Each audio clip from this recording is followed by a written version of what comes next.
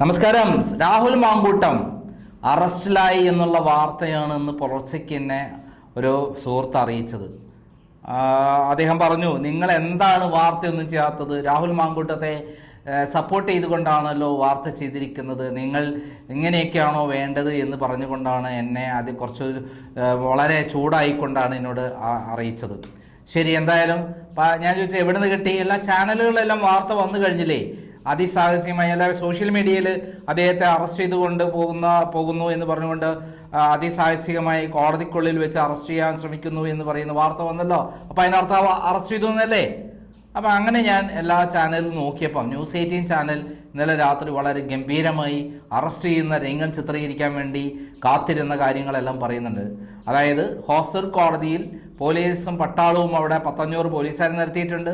പത്രക്കാരെല്ലാവരും വളഞ്ഞിരിക്കുന്നു, അഡ്വക്കന്മാരെത്തിയിരിക്കുന്നു, കോടതി ജഡ്ജ് അവിടെ കാത്തിരിക്കുകയാണ് എന്നാണ് വാർത്തയിൽ പറഞ്ഞിരിക്കുന്നത്.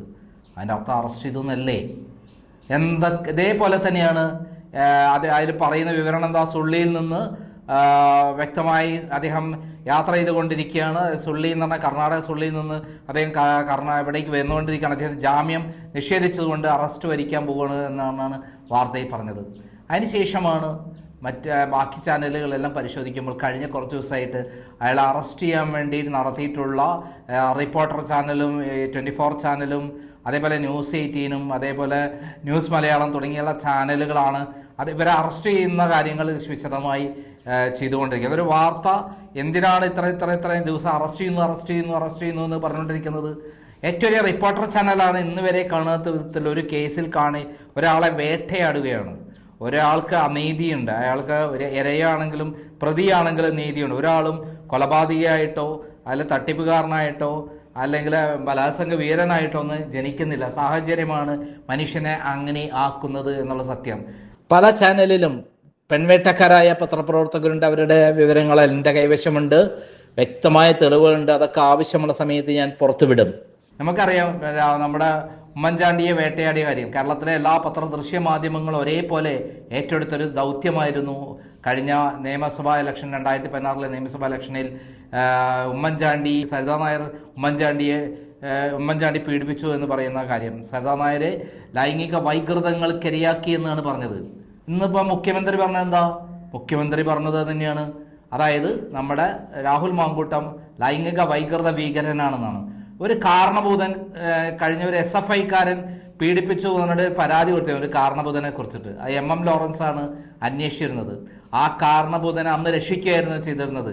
ഇതേപോലെ ആ കാരണഭൂതൻ കൃത്യമായിട്ട് ആ കാരണഭൂതനെ പറ്റി അന്വേഷിച്ചു കഴിഞ്ഞാൽ ആൺകുട്ടികൾ പ്രസവിക്കുമെങ്കിൽ ഒരു 500 ആൺകുട്ടികൾ പ്രസവിച്ചു പോകുമായിരുന്നു ആ കാരണമെന്നാണ് എന്നോട് ഒരു കാരണബോധൻ്റെ ഏറ്റെടുത്ത സുഹൃത്ത്, അദ്ദേഹത്തെ വളർത്തിയെടുത്ത സുഹൃത്ത് എന്നോട് പറഞ്ഞിട്ടുള്ളത്. അതാവട്ടെ, നമ്മുടെ പിണറായി വിജയൻ മുഖ്യമന്ത്രി, ബഹുമാന്യനായ മുഖ്യമന്ത്രി രാഹുൽ മാങ്കൂട്ടത്തെ പറ്റി പറയുന്നത്, മനുഷ്യ മനസാക്ഷിയുള്ള ആരെയും ഞെട്ടിപ്പിക്കുന്ന വൈകൃതങ്ങളല്ലേ ഉണ്ടായിട്ടുള്ളത്.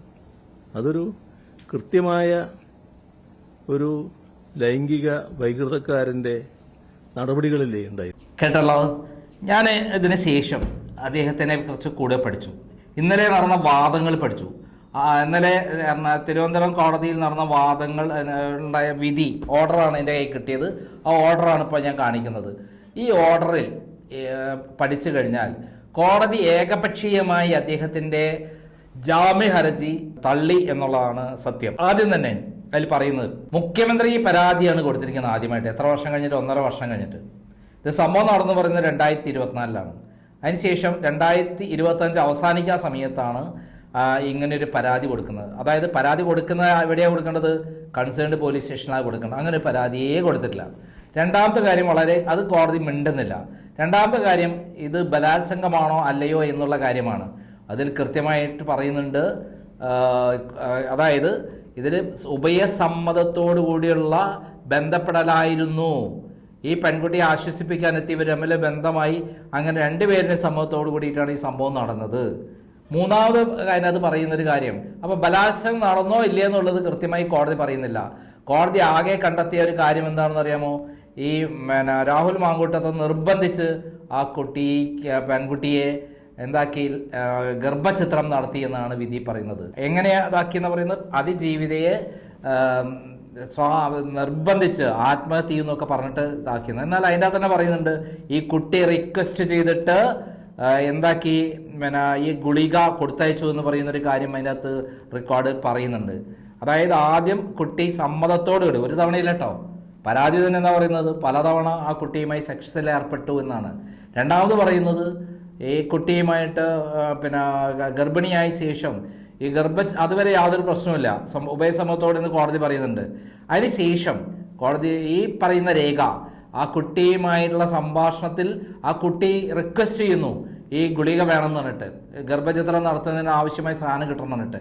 അങ്ങനെ അത് ആവശ്യപ്പെട്ടു എന്ന് പറയുന്ന രേഖ കോടതി ഹാജരാക്കി. കോടതി പരിശോധിച്ചിട്ടേ ഇല്ല. ഏകപക്ഷീയമായ നിയമവിരുദ്ധമായ ഒരു വിധിയാണ് തിരുവനന്തപുരം കോടതിൻ്റെതെന്ന് നമുക്ക് പറയാൻ പറ്റും. രാഹുൽ മാങ്കൂട്ടത്തിനെ സംബന്ധിച്ചിടത്തോളം രാഷ്ട്രീയക്കാരൻ എന്ന നിലയിൽ നമുക്ക് ധാർമ്മികതയുടെ അടിസ്ഥാനത്തിൽ അദ്ദേഹത്തെ സപ്പോർട്ട് ചെയ്യാൻ പറ്റില്ല. പക്ഷെ നിയമപരമായി അദ്ദേഹത്തെ സപ്പോർട്ട് ചെയ്തേ പറ്റുള്ളൂ. ഇന്ന് ഇന്ത്യൻ ജുഡീഷ്യറിയിൽ സുപ്രീം കോടതി വിധികളൊക്കെ ഉള്ള സമയത്ത് ഇതൊരു ബലാത്സംഗമായി കാണാനേ പറ്റില്ല. അതോടൊപ്പം ഗർഭചിത്രം നടത്തിയിട്ടുള്ളത് കുട്ടിയുടെ അറിവും സമൂഹത്തോടു കൂടിയിട്ടാണ് എന്നുള്ള രേഖയുമുണ്ട്. പിന്നെ എന്താണ് ഈ കേസ്? കള്ളക്കേസാണ്. ഈ കള്ളക്കേസ് നിലനിൽക്കുന്നതേയല്ല. ഇതുപോലെയുള്ള പല സംഭവങ്ങളുടെയും കാര്യങ്ങൾ നമ്മുടെ അടുത്തൊക്കെ ഉണ്ട്, പല പത്രക്കാരുടെയും ഉണ്ട്. എന്തിന്, നമ്മുടെ മുമ്പത്തെ ജേക്കബ് ജോർജ് എറണാകുളത്ത് ഒരു പെൺകുട്ടിയെ ബലാത്സംഗം ചെയ്തിട്ട് Ernakulam central police station case എടുത്തിട്ടുണ്ട്. ആ കേസ് ഇന്ന് വരെ വെളിച്ചം കണ്ടില്ല. കാരണം അത് പിണറായി വിജയനെ അടുത്ത ബന്ധമുള്ളതുകൊണ്ട് കേസ് അപ്പം തന്നെ തേച്ചു മായ്ച്ചു കഴിഞ്ഞു. ഇതുപോലുള്ള എത്ര കേസുകൾ തേച്ചു മായ്ച്ചിട്ടുണ്ട്. എന്തിന്? മുഹമ്മദ് റിയാസ് സ്വന്തം ഭാര്യയെ നാഭിക്ക് ചവിട്ടി കഴുത്തിന് കുത്തിപ്പിടിച്ച് അങ്ങനെയല്ലേ പീഡനം നടത്തിയിട്ടുള്ളത്? അദ്ദേഹത്തിന് അങ്ങനെ ഒരാളല്ലേ മുഖ്യമന്ത്രിയുടെ മകളെ കല്യാണം കഴിച്ചിട്ടുള്ളത്? അല്ലാതെ മുഖ്യമന്ത്രി പിണറായി വിജയൻ പറയുമോ? അപ്പം ഇത്തരം കാര്യങ്ങളൊക്കെ നിലവിലുള്ളപ്പോൾ രാഹുൽ മാങ്കൂട്ടത്തിൻ്റെ കേസ് ഇങ്ങനെ അനന്തമായി ഈ കൊണ്ടുപോകുന്നത് എന്തിനാണ്? ഇത്രയും വാർത്തകൾ കൊണ്ടുപോകുന്നത് ഏതൊക്കെ ചാനലുകളാണ് മുമ്പത്തെ മാതിരി ഉമ്മൻചാണ്ടിയെ പീഡക വീരനാക്കാൻ വേണ്ടി കാശ് വാങ്ങിയത്?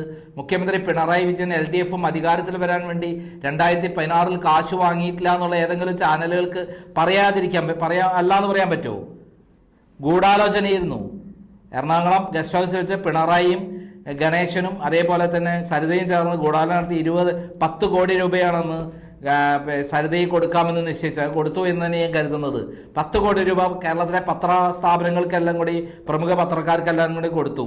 5 കോടി രൂപ ശിവരാജൻ കമ്മീഷനിലെ ശിവരാജന് കൊടുത്തു എന്നുള്ള വാർത്തകളാണ് പിന്നീട് വന്നിട്ടുള്ളത്. അങ്ങനെ ഇത്തരം കാര്യങ്ങളിലൂടെ ഉമ്മൻചാണ്ടിയെ കേരളത്തിലെ ഏറ്റവും വലിയ അധമനായ ആളാക്കി മാറ്റുകയും അതുവഴി അദ്ദേഹത്തോട് ജനങ്ങൾക്ക് വെറുപ്പുണ്ടാക്കുകയും ചെയ്തു. അതേപോലെയാണ് രാഹുൽ മാങ്കൂട്ടത്തെ ഇപ്പോൾ തേജോവധം ചെയ്തുകൊണ്ടിരിക്കുന്നത്. അതായത് ശബരിമല സ്വർണ്ണ തട്ടിപ്പ് എല്ലാം മറയ്ക്കാൻ വേണ്ടി, ഭരണ തകർച്ച മറയ്ക്കാൻ വേണ്ടി, ഈ കേരളത്തിലെ എല്ലാം മുച്ചോട് നശിപ്പിച്ച പിണറായിയെ വെള്ളപൂശാൻ വേണ്ടി അതെല്ലാം മറികടക്കാൻ വേണ്ടിയുള്ള ആയുധമായിട്ടാണ് രാഹുൽ മാങ്കൂട്ടത്തെ ഉപയോഗിക്കുന്നതിന് ചില ചാനലുകൾ ഒത്താശ ചെയ്തു കൊടുക്കുന്നു എന്നുള്ളതാണ് സത്യം. അതിൻ്റെ ഭാഗമായിട്ടാണ് ഓരോ ദിവസം കെട്ടിച്ചമച്ച വാർത്തകൾ കൊണ്ടുവന്നത്. അതായത് അദ്ദേഹത്തെ അറസ്റ്റ് ചെയ്തു എന്നിട്ട് പലരും വിശ്വസിച്ചു അറസ്റ്റ് ചെയ്തു എന്ന് പറഞ്ഞിട്ട് അങ്ങനെയാണ് എന്നെ വിളിക്കുന്നത്. അതായത് രാഹുൽ മാങ്കൂട്ടം തന്നെ അതിസാഹസ്യമായി കോടതിക്കുള്ളിൽ വെച്ച് ബലപ്രയോഗത്തിലെ പോലീസ് കീഴടക്കി എന്നാണ് എന്നോട് വിളിച്ചു പറഞ്ഞ ആൾ പറയുന്നത്. മുമ്പ് ഇതേപോലെ നമ്മുടെ അതിജീവിത ഒരു സിനിമാ നടിയെ ബലാത്സംഗം ചെയ്ത വീരനെ എറണാകുളത്ത് കോടതിയിൽ കയറി കീഴടങ്ങാൻ വന്നപ്പോൾ പോലീസ് വലിച്ചഴിച്ച് കൊണ്ടുപോയിരുന്നു.